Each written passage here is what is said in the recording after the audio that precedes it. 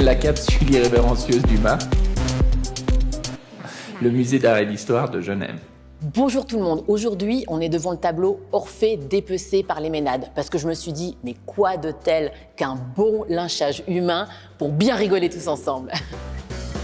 Donc c'est une œuvre de Félix Vallotton, c'est un peintre suisse, enfin suisse, franco-suisse, parce que par la suite il s'est naturalisé, parce qu'à l'époque pour un peintre, pour travailler c'était mieux d'être français. Et ouais, le MCG n'était pas encore passé par là.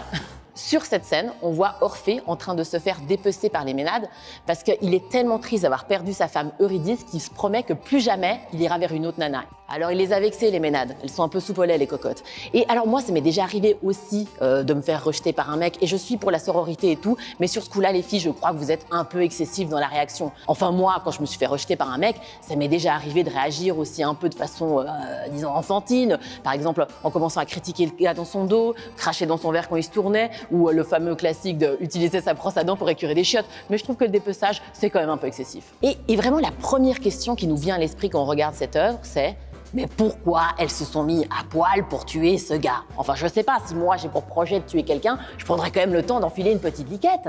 En fait, il faut savoir que dans l'histoire de l'art, c'était ok de représenter des nus seulement si c'était des scènes religieuses, genre des scènes de Bible ou des scènes de mythologie. Mais dis donc, Roger, c'est quoi cette peinture de boulard dans ton salon? C'est pas ok? Non, c'est bon, c'est le boule de Vénus, alors ça va. Ah, d'accord.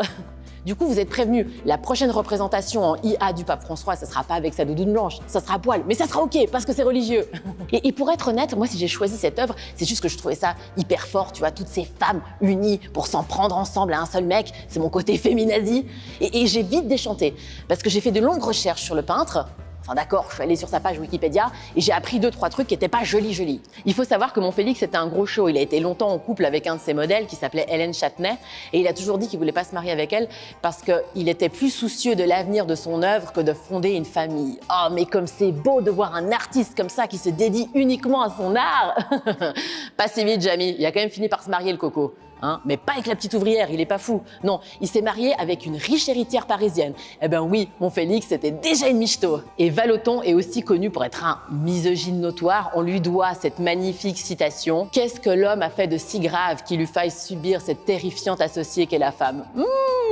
Eh ben dis donc, avec ça mon coco, tu te mets bien à l'abri du prix Nobel de l'inclusivité, hein?